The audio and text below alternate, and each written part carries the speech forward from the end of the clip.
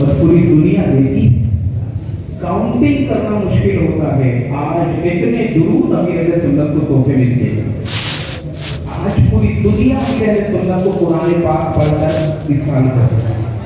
کیونکہ جو کچھ بھی ہے سب میرے دین کا ہے, سب انہی کی وراثت ہے اور سب انہی کا ہے. لیکن امیر اہل سنت نے اس کے بعد جو جھولا کہانا اسے آنکھیں کہا. بہت عجیب لگا, ایک دم کیفیت بدل. کبھی آج تک ایسا نہیں کہا. مجھے فرسٹ ٹائم سننے کو ملا. پہلے تو کہا مجھے درود نماز وظیفہ, اس کے بعد امیر اہل سنت نے رونا شروع کیا. اس عمر کا آدمی رو رہا ہے, کیا آپ کا رونے کا دن ہے؟ ارے آپ کے بچے جوان ہو گئے نا, اب باپ کیوں روئے گا؟ اب تو ہم امیر اہل سنت کو خوش کریں گے, کہیں گے باپا ٹینشن مت لیجیے, آپ پورے ہندوستان میں دعوت اسلامی کا کام آپ کریں. ارے دھکے دے کر کوئی نکالے گا نا تو ہم دعوت اسلامی میں نہیں جائیں گے, دھکا دینے والے کو بھی دعوت اسلامی میں لے آئیں گے انشاءاللہ. ایسا گھبرائیے مت, ہم بغاوت کرنے والے بات ہی نہیں ہے پاپا, ہم تو آپ کے وفادار ہیں. بس ہمیں اپنے قدموں سے دور مت کیجیے. تو امیر اہل سنت نے جو سیکنڈ والا آنسر دیا وہ کیا دیا سنیے. آپ نے کہا عمران اگر مجھے کچھ دینا ہے تو میری جوانی ہونا. کیا بول رہے ہیں, میری جوانی ہونا. مجھے دین کا کام کرنا, مجھے درس دینا ہے, مجھے پہلے کی طرح مشورہ کرنا ہے, مجھے آہستہ چڑھا کر اپنی اسلامی بھائیوں کو کھانا کھلانا ہے, مجھے علماء کی خدمت کرنی ہے, میں جماعت سے نماز پڑھنا چاہتا ہوں, میں مسجدوں میں جانا چاہتا ہوں پہلے کی طرح. ارے امیر اہل سنت نے اس وقت دین کی خدمت کی تھی جب لوگ ایسے لوگوں کو گالی دیا کرتے, غلط کہا کرتے تھے. اس وقت اکیلے طرح تنہا اپنی دنیا میں دین پھیلایا. کہتے ہیں نا کہ جو قدم اللہ کے رضا کے لیے اٹھتے ہو تو اللہ کی مدد ہو. بہت رویا پورا مجمع ہو. کبھی کسی کی جوانی واپس آ سکتی نہیں, لیکن امیر اہل سنت کے اس بولنے پر ایک ہمارے لیے پیغام ہے. میرے بھائی داڑھی سفید ہو گئی, کبھی آپ نے بھی مجھے دیکھا تھا, میرا ایک بھی بال وائٹ نہیں دیکھا ہوگا آپ لوگوں نے. داڑھی چھوٹی ہوتی ہے, میرا ہائٹ کم ہوگا, میں دبلا پتلا سا تھا, مجھے بولنا نہیں آتا تھا, چلنا نہیں آتا تھا. آپ بھی اپنے بارے میں ریئلائز کیجیے.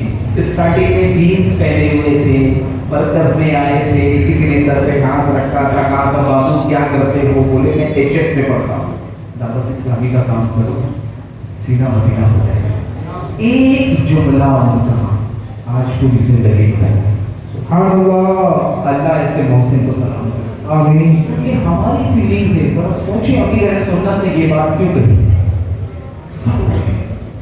اس کے بعد ایک شعر پڑھا گیا, آج آپ لوگ سب فیل کیجیے. اور ایک بات, یہ شعر پڑھنے سے پہلے میں عرض کروں, ہم جو سالگرہ مناتے ہیں, برتھ ڈے مناتے ہیں, یہ کامن ہے, منا رہے ہوتے ہیں لوگ. فاتحہ کر کے مناتے ہیں, عقیقہ کر کے مناتے ہیں, درود پڑھ کے مناتے ہیں, مطلب جتاتے ہیں کہ میں 40 سال کا ہو گیا, میں 22 سال کا ہو گیا. ایون بچوں کا بھی مناتے ہیں, میرا بچہ 18 سال کا ہو گیا, میرا بھائی اتنے سال کے ہو گئے. ٹھیک ہے نا, اب یہ مناتے بھی ہیں اور یہ سوچتے بھی ہیں کہ یا اللہ اب تو میری موت قریب ہے, میں بہت قریب ہو رہا ہوں موت سے. لیکن ذرا یہ سوچیے, آج اللہ کی جو ولی ہے وہ دنیا سے ڈسکنیکٹ کیوں ہوئے, کیا وجہ ہے؟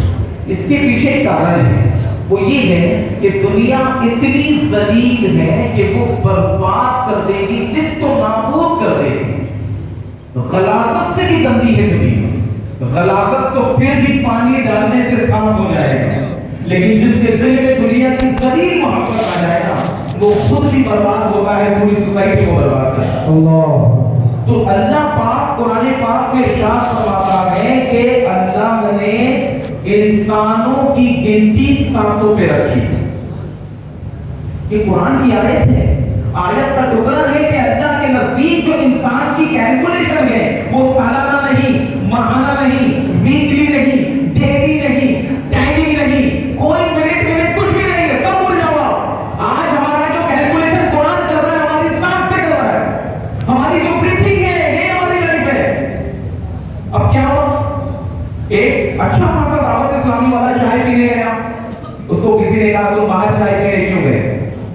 घर के अंदर नहीं पी सकते? पता नहीं बाहर में कैसा माहौल है, गीबत, चुगली, गुनाह, बदनिगाही। तो वो क्या बोला, अरे मौलाना साहब, अरे सिर्फ चाय पीने गया, इतनी बातें कर रहे हैं आप, 5 मिनट तो लगा है मुझे। तो भाई तुम्हारे नजदीक 5 मिनट, अकॉर्डिंग टू कुरान एक आदमी एक दिन में 30,000 सांसें लेता है। कितनी? 30,000। और अल्लाह सांसों की गिनती कर रहा है। तूने 5 मिनट दिया और एक्सक्यूज दे रहा है कि मैंने कुछ भी नहीं किया।